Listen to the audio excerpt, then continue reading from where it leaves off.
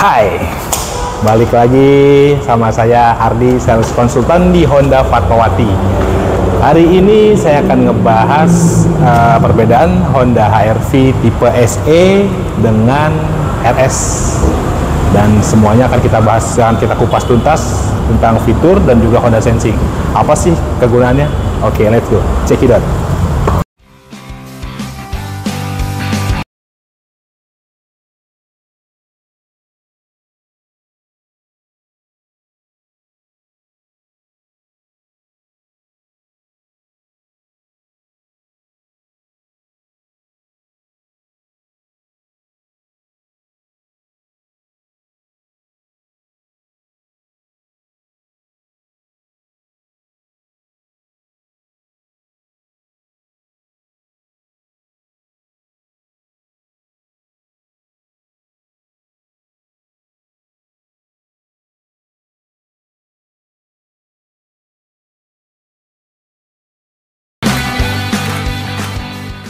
Wah, Mas Bro, ini kita bisa ngelihat mesinnya Honda HR-V tipe SE nih. Kebetulan lagi dipanasin nih kan. Gimana nih ya?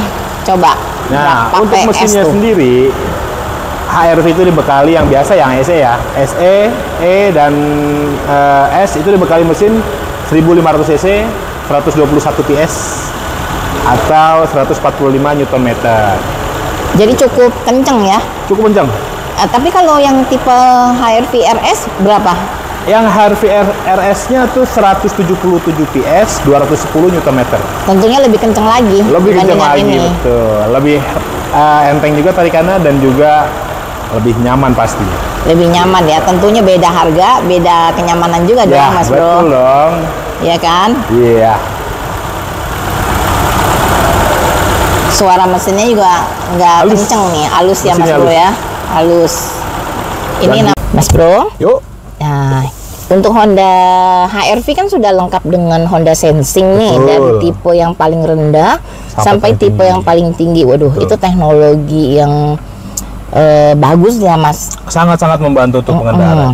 Gimana sih cara kerjanya itu kalau untuk Honda Sensing itu, mungkin bagi yang belum tahu bisa memahami gitu. Oke, jadi kita mulai dari CMBS dulu kayak salah satu fitur di Honda Sensing. Itu Collision Mitigation Braking System.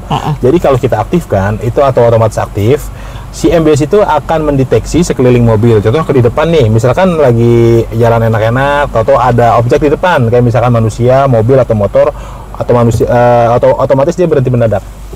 Oh gitu. Membantu pengereman. Membantu pengereman. Dan itu sebelum sistem mengambil alih itu akan ada notifikasinya. Ting ting ting ting begitu. Kalau misalkan belum direm juga otomatis mengerem dia. Oke. Nah, kalau untuk selain itu apa lagi? Kita masih ada lagi namanya LCAS, Lane Keeping Assist System. Itu gimana tuh? Jadi fungsinya nih, di sini kita aktifkan LCAS-nya, kita set minimal di kecepatan 72 km per jam. Nah, Ardi sendiri sarankan untuk LCAS itu dicobanya di tol yang mungkin sepi kali ya, yang bisa minimal kecepatan 72 km per jam. Dan Ardi pernah tes itu di tol lintas Jawa di Cipali. Itu sangat-sangat membantu sekali. Banget ya. Gitu. Jadi kita nggak usah capek, kaki tinggal kita angkat aja dari sini. Gitu. Lebih enak kok. Betul. Apalagi kalau nanti nih Lebaran nih. Wah, betul. Lebaran kan capek. Kita kalau pulang kan suka kita bawa keluarga gitu ya. Mas, aduh itu kadang-kadang macetnya kan, pasti kan pada pulang semua nih. Lah, membantu banget ya. Berarti ya. Betul, sangat-sangat membantu dia. Gitu. Nah, terus apalagi selain bisa dipakai di tol dong kalau untuk pengatur jarak ya? Yang tadi kita bilang, jadi minimal kecepatan untuk sensing itu rata-rata sih bisa sangat-sangat terpakainya di tol. Gitu. Nah, selain itu apalagi Kak? Kita ada ACC. Apa tuh? Adaptive Cruise Control. Adaptive Cruise Control. Nah, jangan sampai belibet nih ngomongnya, agak sedikit bahaya nih. Itu harus pelan-pelan ngomongnya, yang cepet-cepet. Nah, itu gimana tuh fungsinya tuh? Jadi fungsinya itu kita bisa mengikuti kecepatan mobil di depan minimal 30 km per jam. Oh, ngikutin mobil depan, minimum kilometernya 30 ya? 30 km per jam. Nah, kalau itu, selain itu apa lagi nih? Terus apa lagi selain itu? Kita ada RDM, Kak. Ada RDM itu apa? Departure Mitigation System. Jadi fungsinya itu kalau misalkan kita udah menyalakan LCAS atau Lane Keeping Assist System, kita berjalan di minimal kecepatan 72 km per jam, RDM itu akan mendeteksi marka jalan. Jadi fungsinya kalau misalkan mobil mau keluar dari marka jalan itu otomatis mengkoreksi sendiri dia. Getar ya? Getar dia. Itunya setir. Betul, setir getar dan otomatis. Ini contoh agak belok gini dan kita masih belum belok ini, otomatis dia akan begini sendiri nih. Iya, betul. Dia otomatis Membaca marka jalan dia. Betul. Gitu. Jadi ada tandanya juga. Betul, semuanya sudah dikendalikan sama sistem. Jadi kalau misalnya nih kita ngantuk, tiba-tiba keluar dari marka jalan, dia kan getar loh. Dia Kasih getar. tahu tanda ke kita. Nah, dan juga kenapa saya bilang lebih safety, kalau misalkan kita terlalu lama nggak megang setir dan dia akan ada ini juga notifikasi juga untuk kita untuk megang setir lagi. Gitu. Itu lebih aman. Wah, canggih ya. Canggih untuk pokoknya. Honda Sensing ini ya. Honda canggih. Oke, Mas Bro. Lead car departure notification. Betul. Jadi itu kayaknya sih ada sinyal yang bunyi di audio jika mobil depan itu jalan. Betul. Gitu kan, Kak? Ya, itu otomatis aktif. Jadi kalau misalkan kita di tol nih, dari kita lagi santai-santai dengerin musik atau kita lagi ngobrol, dan kan kebanyakan kita nggak akan sadar ya yang apa mobil di depan tuh jalan. Nah, itu mobil itu akan memberikan notifikasi kepada kita. Dia akan bunyi ting, menandakan kalau mobil di depan sudah jalan. Jadi kayak kita lagi ngelamun, lagi buka-buka HP gitu ya. Mungkin lagi mikirin pasangannya, atau gitu. mungkin pengen dinner di mana. Itu ada notifikasinya. Bukannya mikirin jualan gitu? Bisa. Itu kalau untuk kayak kita nih Kak sales sekali. Gitu ya. Mikirin jualan kita bisa begitu. Terus apalagi Pak Kak selain itu? Itu kita ada AHB. Oh, apa? AHB itu apa? Auto high beam. Jadi mobil ini sudah dibuka dengan AHB atau auto high beam. Jadi kalau misalkan kakak otomatis berkendara dan cuaca udah mulai gelap atau mungkin kita lewat terowongan, otomatis lampu depan akan menyala. Oh gitu ya. Jadi kita nggak perlu khawatir lah ya. Nggak usah ribet-ribet dah. Nggak usah ribet gini-gini.